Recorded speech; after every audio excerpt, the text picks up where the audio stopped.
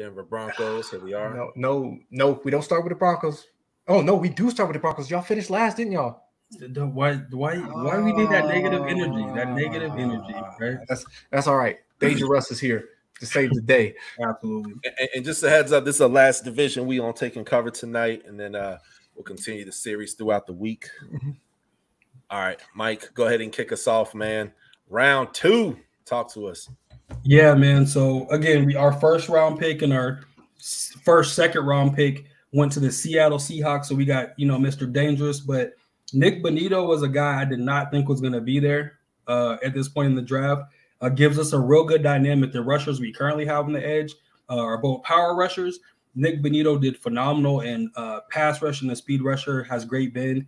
The only person on this draft I think had better bend than he did was Drake Jackson, but he is by far the best outside linebacker with coverage, and that's something we absolutely need. We don't have that right now. So I love that pick. Greg Dulcich was not my favorite tight end in this draft. Like me and Stu talked about this. I think he's going to be great. The man I wanted went to the Colts a couple picks before, Jelani Woods. I think is going to be elite. But I think Greg Dulcich is going to be a guy that's competitive. He's a great receiving threat. Damari Mathis is a tough corner. He does everything. He tackles well. He has solid speed. Uzurike, great run defender, and we needed that. Our run defense, really the second half of the year was terrible. Right, we were like bottom third in the league with run defense, and so again, I feel like overall I'd give our draft, and I forgot to cover one big thing is Montreal Washington. I really feel like what we did is we had 2 holes we really plugged up, added competition with Wattenberg from Washington. But our special teams was terrible last year, like bottom 3 in the NFL factually, and our run defense was bad. So we filled some holes where some guys are going to be able to play right away. But this man right here is going to be the next dynamic returner, right? Is our receiver room's really difficult, but he ran back 9 touchdowns in college, punt return, kick return. So that's something that like we absolutely need. I think every team needs a guy that's elite like that. Very quick, very shifty. He's like a Deontay Spencer without the fumble problems, right? So I really like that. We drafted for special teams, depth, and the few weaknesses we had. So I would give our draft a B+. Right? I do not think we had the best draft in our division, unfortunately, but we definitely filled needs and added a lot of depth. Yeah, man, I'm right there with you, man. And you hit the nail on the head, bro. Montreal Washington. I love that pickup, man. I'll be honest with you, I never heard of him before this draft, I'm being honest. But then I started to do some research on him shortly after the draft, man. And I love what I saw. He's exciting, man. He's elusive, man. He's tough, man. He's perfect for Denver, man. I mean, that's perfect. And then on top of that, you have a new quarterback, Russell Wilson, one of the greatest quarterbacks to ever bless the game of football, right? And he's coming on here, man. And, when I take and I see like a tough defense, look, cornerback, D tackle, edge, you get a tight end in Greg Dulcich. Hopefully I said that correctly. I mean, I'm loving it, man. So overall, very solid. Nothing that like pops out like big time, but I feel like this was a very necessary draft. It filled up a lot of areas of opportunity with the Broncos. I'm right there with you, man. I give it a solid B, man. This was fantastic. If he's back, I'm gonna piggyback on you guys. I think I'm gonna go ahead and give this one a B to B+ for this draft. I was watching this one with Mike. Nick Benito, I thought absolute steal for them, right? I love I know they've got him listed as edge, right, off the ball linebacker, but I really love his sideline to sideline speed. And he's a guy that is very, I think they're going to have fun out there in Denver defensively, coordinating a bunch of twists and stunts for him because he's a guy that is very slippery, doesn't mind shooting the gap, getting in there. He's not a guy that I'm putting out there for a lot of edge contain and stuff like that, but this is an absolute like play spoiler, right? If your guys are missing their assignment or you end up with a guard or a center looking for an assignment, Nick Benito is going to be running past you and he's in your backfield, going to be eating your quarterback or your running back alive. So one, really like that fit. And I think you hope, if you're a Broncos fan, you hope that Bradley Chubb can continue to stay healthy. I think he would kind of complement what Chubb is doing, assuming the two can be on the field at the same time. Greg Dulcich, you know, I'm like Mike. It's not the greatest tight end that they could have had, but it's not bad either. The one thing that I would mention, just watching this guy play at UCLA, do not ask him to run block because he cannot do it. This is strictly a possession tight end. He's not going to burn anybody, but he's big and he's got the frame to go up against some of these off-ball linebackers and some of these bigger corners.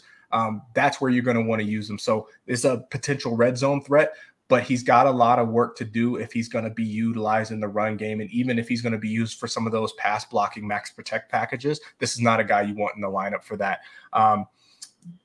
Damari Mathis, Mike, you kind of touched on all the stuff, right? Like you guys needed a guy that was going to be back out there and kind of more coverage and stuff. Somebody that's going to be playing against potential future Hall of Famer Patrick Surtain, going to be playing on the opposite end of them. But the guy that I really liked was Ioma Uzurike, right? I think you can't get Shelby Harris. So what do? You go get the next best thing. And I really like the fit there in Denver and the places, the pieces that they have on their line. I think he's going to fit instantly. I think he has a potential to walk in and get himself a job. Probably not starting at the very, very beginning of the season, but I wouldn't be surprised if he gets slotted into the starting lineup probably midway through the season. But I expect him to be in there on some rotational snaps, definitely on the pass rushing packages, is a guy that can get skinny, get through the hole and run stopper. And I think that was something that they were going to miss with the departure of Shelby Harris. And like you guys talked about Montreal Washington, this is a guy that gives me, I'm not even going to say, I'm not going to put that on him. I'm not going to put that voodoo on him, but like, you're right. He can be a special returner. He's got the speed. He's got that small, slippery frame. He can get lost behind his defenders. He's only like 5'9", so he can really get lost behind some people and in those piles and packages. And before you know it, boom, he's out the other end. Yeah, this isn't a guy that's going to really see much time on the field in the offense, barring KJ Hamler going down, that he could probably slot in for him. But this is an absolute home run special teams threat. BB plus for the Denver Broncos. Love it. And who we got next? Raiders? Chargers, I think. It would be the Chargers, sir. Yeah. Chargers. We're talking about teams that didn't make the playoffs, then teams that made the playoffs. I got you. From what I hear, they're the best football team in Los Angeles. No. That's what I heard. People had told me based off of the moves this offseason in this draft that they are the superior team in Los Angeles. I was unaware. Just wanted to make sure that you guys were aware. Well, I obviously disagree with that 100%. They're definitely not the best team. The Super Bowl champion Rams are still in town, but I give their draft probably about the same grade as the Broncos, about a B+. The thing I like that they did a lot is if you look at a year ago, us talking about it, their weakness was their line, right, Doug? Like their offensive line was absolutely trash, just straight dumpster. Outside of Rashawn Slater. Well, I'm saying going into even before the draft, yeah, their line was an absolute. It was hogwash, right?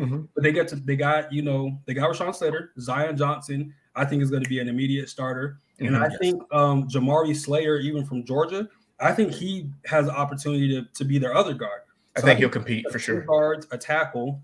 They have a solid center and a solid other tackle, and then having Isaiah Spiller because they're running. Austin Eckler has gotten hurt a few times, so having a good size power back and Spiller, I think, is going to be a good balance of that. If he does eventually get hurt, which he's been hurt pretty much every year, he is dynamic. But having him in there, the rest of their draft, in my opinion.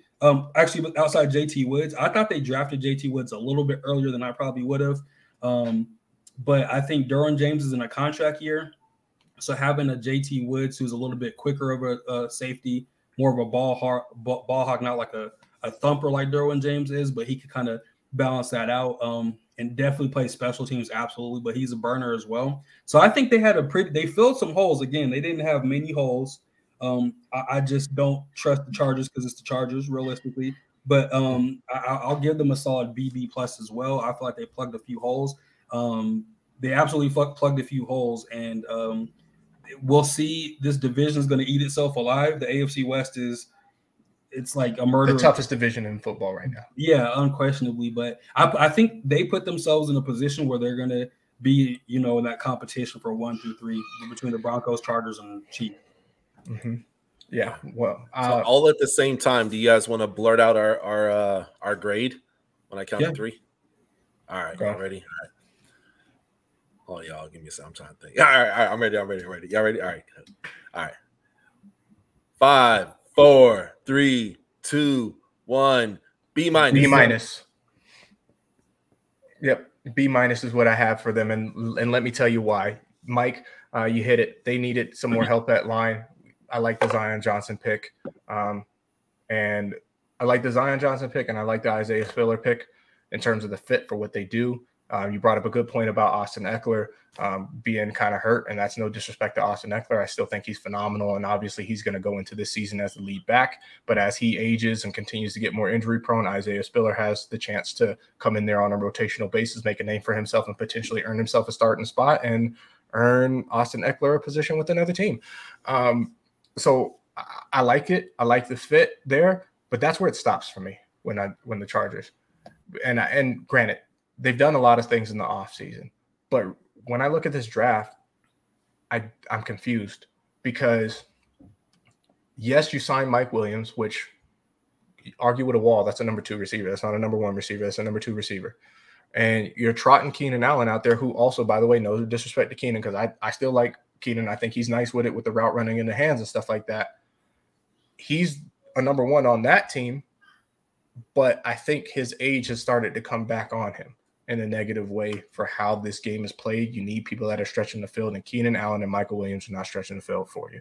I really expected them to go into this draft attacking the offensive side of the ball, getting Justin Herbert some more weapons for him to potentially throw to, some people that could help complement Mike Williams, give him a breather, give Keenan Allen a breather, maybe, put that shifty guy that's going to be set down in the slot and stuff like that. Stop relying on Austin Eckler to catch so much stuff out of the backfield. That's where I really thought that they were going to go, or maybe, shoot for another tight end, because they haven't had a really great tight end since Hunter Henry. And even that didn't work out too well because of the injury history there. So I really thought that that's where their biggest need was, especially for a team and a coach that analyticized their ass out of the playoffs, going for it on 4th down. You would think you want those weapons that are going to be possession receivers and stuff like that to get those, to make those catches on those plays that inevitably they're going to go and do it again this season. And I don't think that they address those needs, man. So yeah, there are some nice players in this draft. I don't want to take away and make it seem like, oh, they just drafted trash. No, they didn't draft trash. They drafted some good guys. I just think the fit for what they do versus what they need is a miss for me. It's a B minus. Love it. And I say I love it because I'm still better for getting jumped in 4th grade for wearing my damn Merino jersey. We're not going to talk about that, man. Sorry. Moving on. I got issues. All right. What we got next? Raiders? Yeah. Raiders. Hey, real quick. Did y'all realize that they kept bringing out the cheerleaders every damn pick? I would too if they look like that. I would like, too. yeah. It's Vegas, baby. We in the city of sin. They wanted to make sure there was some. They wanted to make sure that there was some sin on the stage. That's it. That's all that was. Pretty much. All right, let's kick this thing off. I'm curious where Mike has these guys graded, because I know the hatred runs deep. Yeah, I see. I hate people. I hate the Raiders. I hate every team in our division except for the Broncos, but I could be unbiased. So I think Dylan Parham has the opportunity to start right away. Zamir Wright, I feel like they didn't pick up Josh Jacobs' 5th-year option. I feel like he's going to be able to potentially play. Neil Farrell is a phenomenal run stopper. I think he was the top. He had the top run stopping grade in college football last year. So they filled a need there. Matthew Butler, I feel, is a little bit undersized, a little bit repetitive for what they have in their line. And Thainer Munford, if they're putting him at tackle, I feel like that's a failed pick, because he does not have the strength. He doesn't have the base that he really needs, especially in the division that we're in. But again, I think what they did is just put some of their players on notice. I don't think they really made their team better per se. I think they gave themselves some replacements. And again, I do hate the Raiders, but I'm being objective in saying, like, they did a few things this offseason to make themselves better. I think Josh McDaniels is he'll have a better time around. Devontae Adams obviously is one of the best, if not number 1, he's number 2, and I think he's number 1 realistically. I'm just interested to see how him and David Carr work, but that's not factored into this draft. They needed a Henry Ruggs replacement. They don't have that. They needed a 2 linemen. They got 1 that I think is going to make any kind of impact, and they needed somebody. Their defense has a bunch of holes. I feel like they needed a corner. They needed a safety. I think for the news they had with the picks they had, I would give them a B- at the, and that's me being generous. I give them a C+ to a B- in that range because I don't think they really got better. I think they just put a few players on notice, essentially, if that makes sense. Yeah, I like the way you think, man. Like the way you think. Hey, man, I'm right there with you, bro. My favorite pick of this draft for them is Neil Farrell.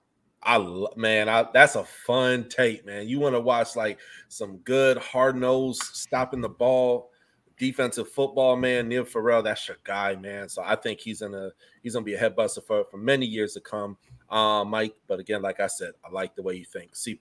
I'm right there, man. It's not the other really big needs. Zamir White, that's a nice pickup. I like that. I think Dylan Parham's a good pickup. But outside of that, man, I'm just like, I can't go above a C+, man. I'd be, even if someone paid me under the table. No, I'm just playing. I take the money, but you'd only get a B-. No, so, yeah, that's what I'm what you got?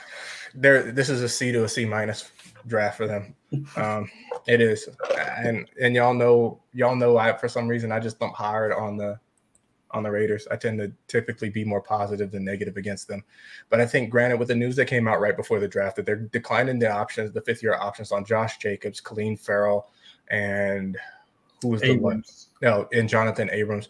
I really expected them to do a lot more in terms of that secondary and getting somebody else on the edge, because you do go get Chandler Jones in free agency, but how many years does he realistically have left in the tank, right? And that's not a knock on him. That's just the name of the game, right? People age, they get old, they can't play forever. We wish they could.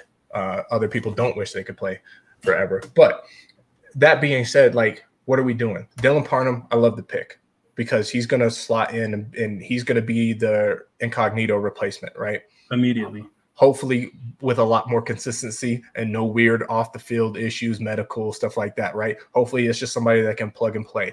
I think they make the pick of Zamir White and put Josh Jacobs on notice because I think they would like to not pay Josh Jacobs or get him back on a significant discount. But these are 2 completely different skill sets, right? And Zamir White, the thing that I like about him is how explosive he is and how shifty he is between the tackles. He does have breakaway home run speed, and he doesn't have a lot of carries on him coming into the NFL. He has less than 300 carries coming into the NFL. So there's still a lot of tread on these tires.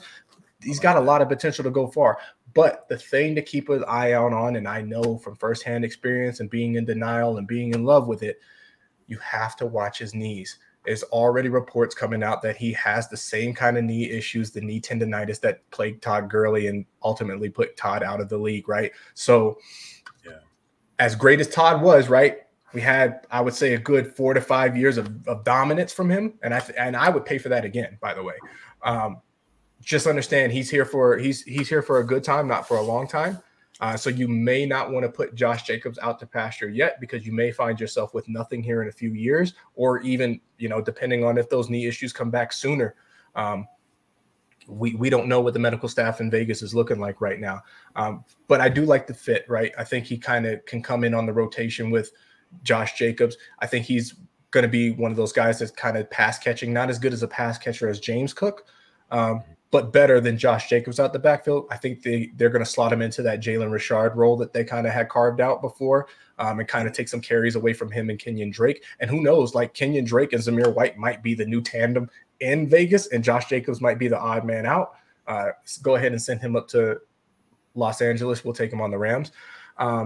Neil Farrell, initially I like the pick. Thinking about it now, I don't like this pick. Not at all for them. Like, he's a space eater, but he has weight concerns, and he can only play on running downs in this league because he cannot get skinny and go side to side. He's only going to be there to clog at the middle, but he struggled with his weight at LSU, and it continues to be a concern that a lot of analysts and scouts have mocked up. Like, how is he going to come into camp? And I think that's going to say a lot about, is he going to turn it around? I got to give these guys a C to C- for this thing, because like Mike said, these guys need corners. They need corners, and they need DBs like bad. And receivers. But they still need another receiver. And granted, right, I like you can get by this year with Darren Waller, Renfro in the slot, and Devontae Adams. You can get by this year. They got by on worse last year. But you need defensive backs, especially in a league that is incredibly vertical, over the top, playing against the competition that they have within their own division. If you want to get to a Super Bowl, you're going to have to see Buffalo eventually. Like, who is going to be defending these passes from Mahomes, Herbert, Wilson, Josh Allen? Like, who's defending those passes? Yeah. And that, to me, smacks of a team that doesn't know what they're division too, man.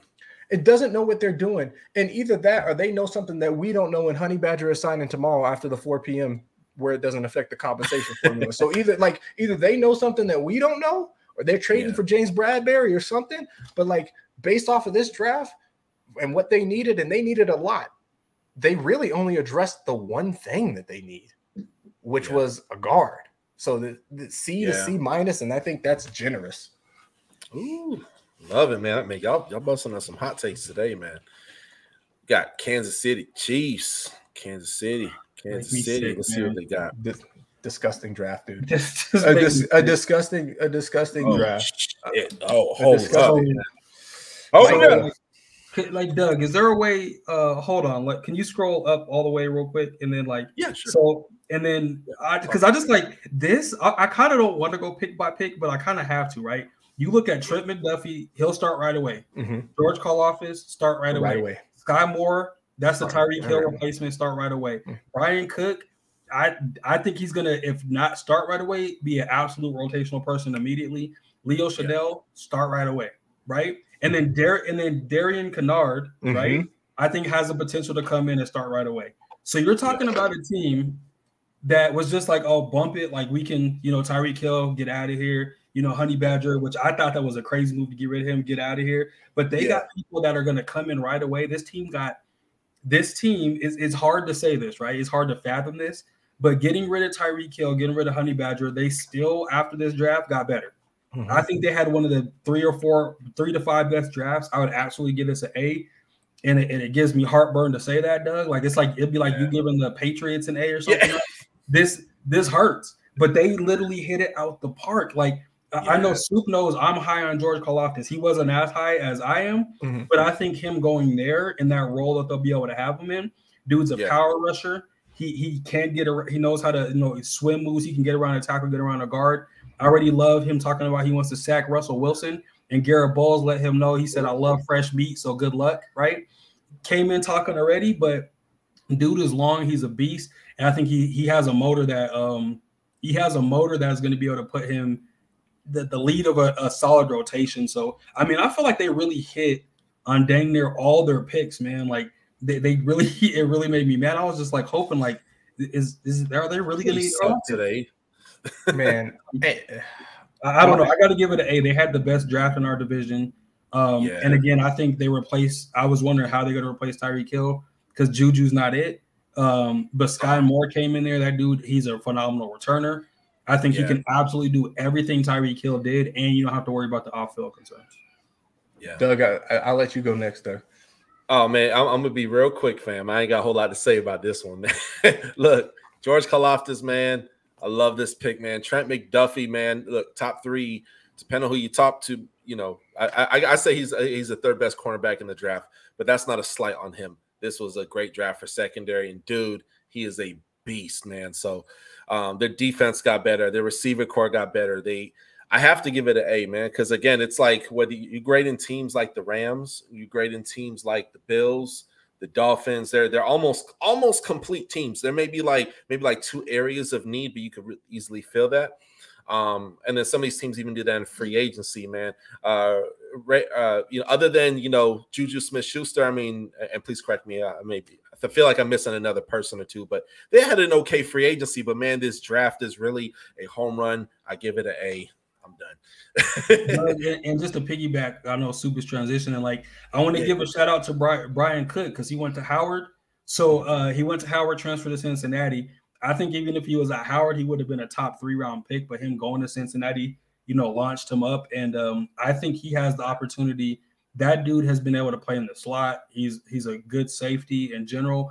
but he can play in the slot. He played tight ends in college at the line of scrimmage and was with them the whole way. He's not the biggest guy on the planet, but he's absolutely physical. He's quick. He's very, very, very agile. I think that was one of the most underrated picks they had. And again, him coming from an HBCU transfer into Cincinnati. Oh, Howard right here. Yeah. He was a big reason their defense kind of took the next step. I mean, their secondary, you think about it, they had Sauce, they had Brian Cook, and then they had Kobe Bryant. Like, those three all got drafted in the first 3-4 rounds, and they were on the same team. That wasn't this isn't like a big power football conference. And I think he has the potential within a year or two to be one of the best safeties in the AFC West potentially. I love it. I love it. And man, real quick, not to go off topic, man. Like, HBCUs, man, it was good to see them dudes get drafted, man. Not just in the UDFA side, but to actually get like drafted, man. That was really, really exciting, man. So it brought joy to my heart. Man, Soup, what you got? Give me an A on this draft, bro. Like, give me an A on this draft. This is insane. This is a situation of where the rich get richer. Trent McDuffie's day one starter. And, you know, like we talked about it, right? With the Raiders, they did the opposite of what the Raiders did. Hey, the game has gone vertical. We need people that can stop the game from going vertical and getting out of hand. We know that we're going to be facing Josh Allen in December. We know that we're going against, you know, Justin Herbert, Russell Wilson, and now Devontae Adams with Derek Carr in our own division. Like, we probably need some help defending the pass. So they go and get Trent McDuffie, who I have him graded out probably. I would probably say he's like my number 4 corner in this draft. Like, he's instant day one starter, right? Not big like Sauce Gardner, right? He's only grades out at like 5'11", but you feel this kid, right? He's in your hip, and he's violent, and he's physical, and he's not afraid to go and compete with some of these receivers, right? And he's got some wheels on him. He's running a 4.4, so he's faster than you think, and he's probably like, if we look at his GPS speeds, it's probably tracking a lot faster than what his 40 speed is. Because if you watch him at Washington, I mean, this kid goes up, down, side to side, you name it. The George Carr Loftus, I'm not as high on him as Mike is. For me, I think he plays a little stiff, but right, he's not a speed rusher. He's a power rusher. He's a guy that's going to try to go through you instead of around you. Maybe he can end up working some bend into his game as he progresses into the league. But I think it's a good fit for them. Especially you pair him with Chris Jones, right? He's going to give offensive lines nightmare. I don't like the fact that he's coming into the league talking. I've never heard anybody refer to Russell Wilson as little Russell Wilson. And if you don't think, like, don't let Russ fool you with the humility act. Like, he hears the chatter and he will be looking for him. The guy that sacked Russell Wilson more than any other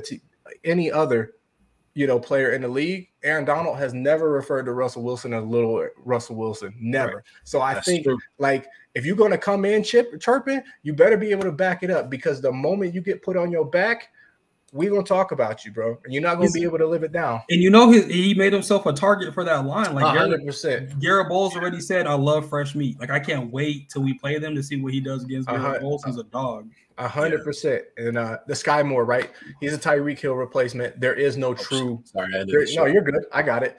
There is no true replacement for Tyreek Hill, right? Like, Tyreek Hill is a freak athlete.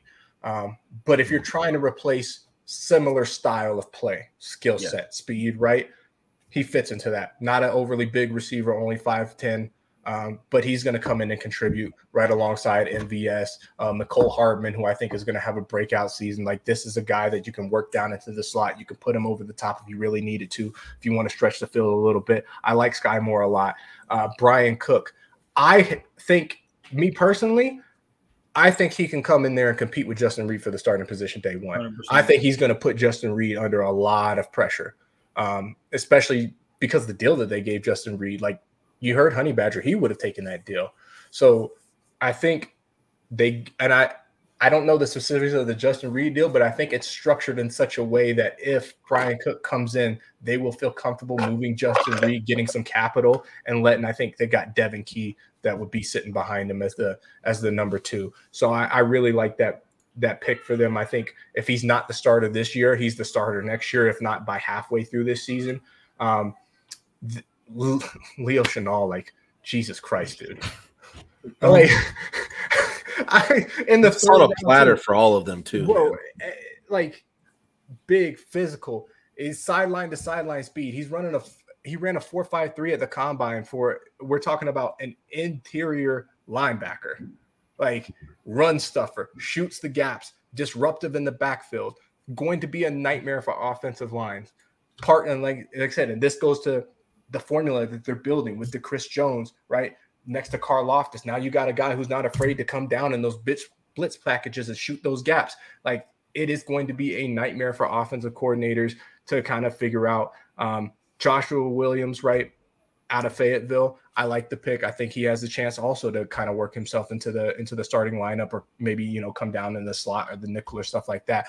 But it's going to be like within the next 2 years, it's going to be McDuffie and Williams out there. Like, that's going to be their bookend corners. And everything else that they did was really just icing on the cake, depth signings and stuff like that. And Isaiah Pacheco, like, he really might see some play time for real, because Clyde Edwards-Helaire, for whatever reason, we can't keep him healthy.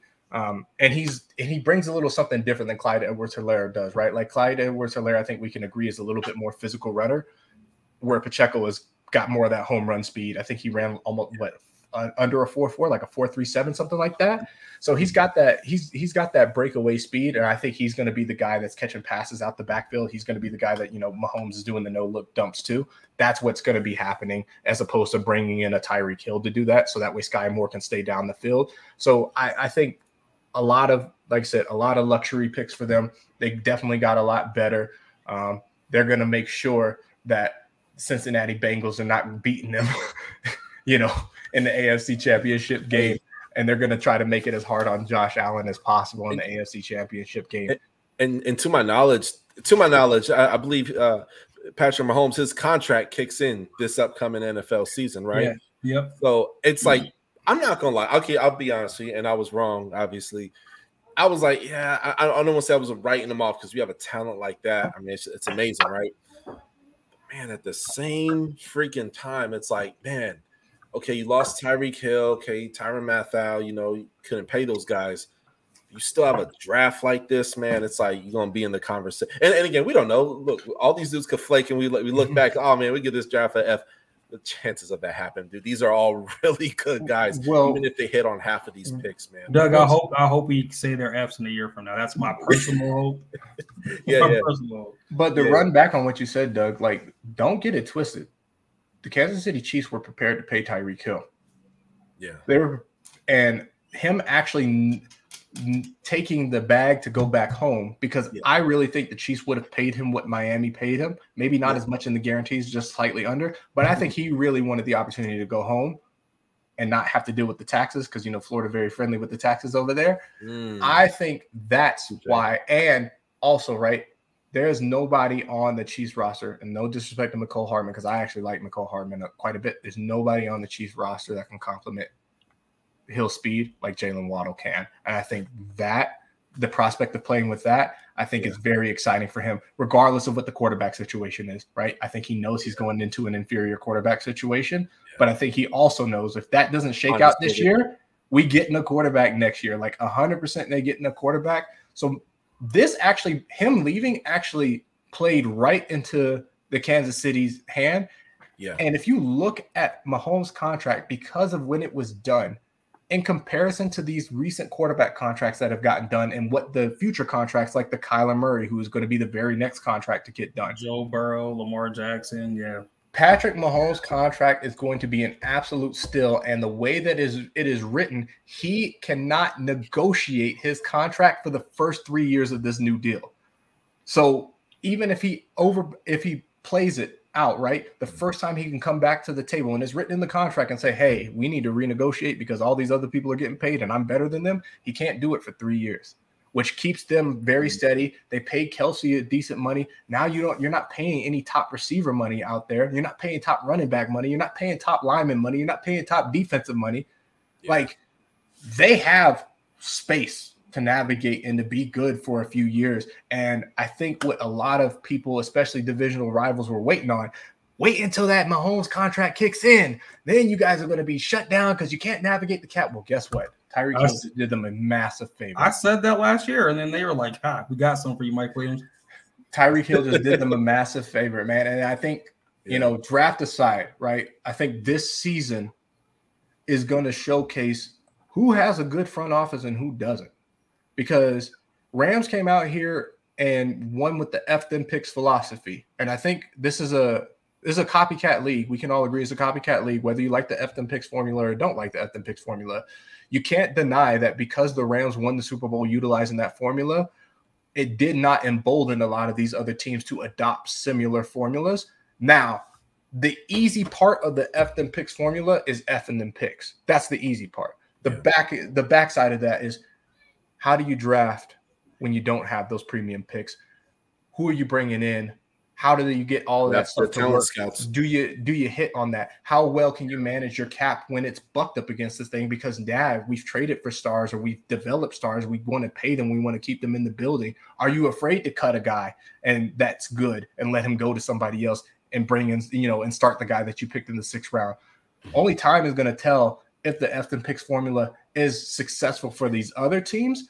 It's going to be very, very interesting watching all of these teams that now have these big stars and big contracts. How are they going to manage that a year from now, 2 years from now?